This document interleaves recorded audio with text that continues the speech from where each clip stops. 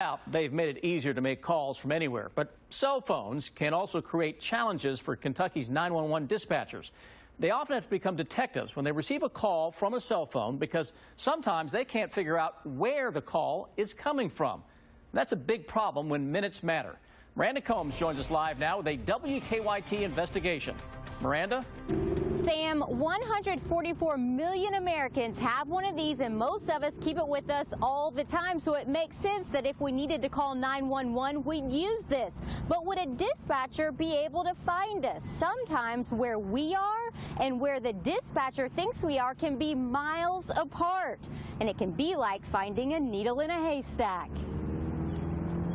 Sometimes awareness comes out of tragedy. The death of a music icon highlighted a disconnect in connecting with first responders. This is the 911 transcript from the night Prince died. The caller says, "We have someone who is unconscious." The dispatcher responds, "Okay, do you have an address?" The caller says, "We're at Prince's house." Later, the dispatcher says, "Okay, does anyone know the address? Is there any mail around that you could look at?" The dispatcher goes on to say, "Okay, your cell phone's not going to tell me where you're at, so I need you to find me an address." Another person in the home eventually yelled the address. The time lost may not have changed the outcome that night, but it got us to thinking, what about here in rural central Kentucky? Go ahead on Channel 3. 911 dispatchers find our cell phone when we don't know where we are. When a cell phone comes in, it comes in a wireless location. So Madison County Dispatch agreed to play along with us. 911, where is your emergency? Hey, this is Miranda Combs with WKYT. We're doing a test call. Can you tell me where I am right now? They gave us a list of trouble spots they've had in the past year where cell phones couldn't be traced to a location. Can you tell me my location? This is Miranda Combs with WKYT. I'm doing a test call. Well, of course, ma'am. Hang on just a second. I'll get that for you. The dispatcher first located the intersection about 100 feet away. Yep, I've got you actually right in front of 212 connector, but right there in the area.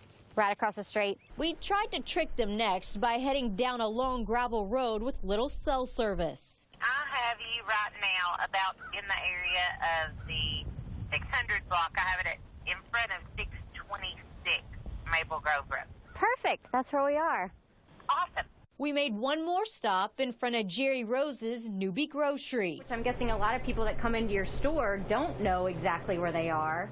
A lot of them don't. Turns out the woman on the other end of the 911 call didn't either. Can I tell you where you are? Yes, ma'am. Is this Madison County? No, honey. This is Garrett County.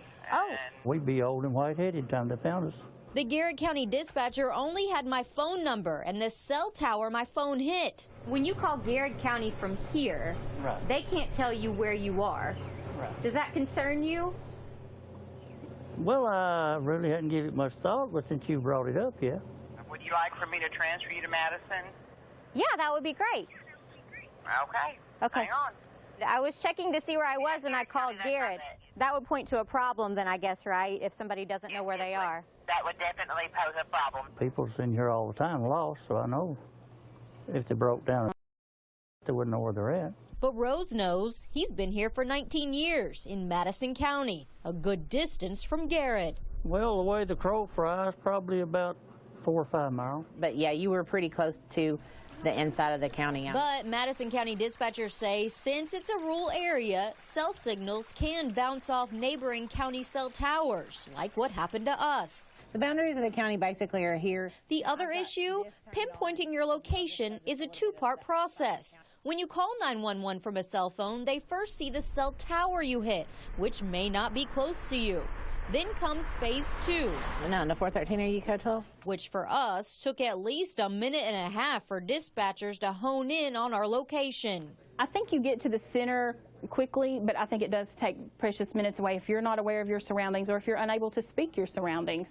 It takes a little bit of time just to get those calls for service started. But while the phase 2 is trying to locate a person, Is it north or south of the exit? they say first responders are already heading your way 10-4, that's going to be 10-4. Is he not on the traffic stop?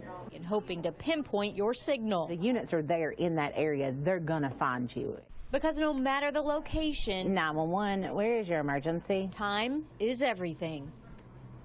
Now, a lot of counties counties like Madison and here in Fayette County, they have Smart911, which you can sign up for online and give your address and other pertinent information so that when you do call in on a cell phone, that information will pop up and be a good start for them. We're live in Lexington. Miranda Combs, WKYT.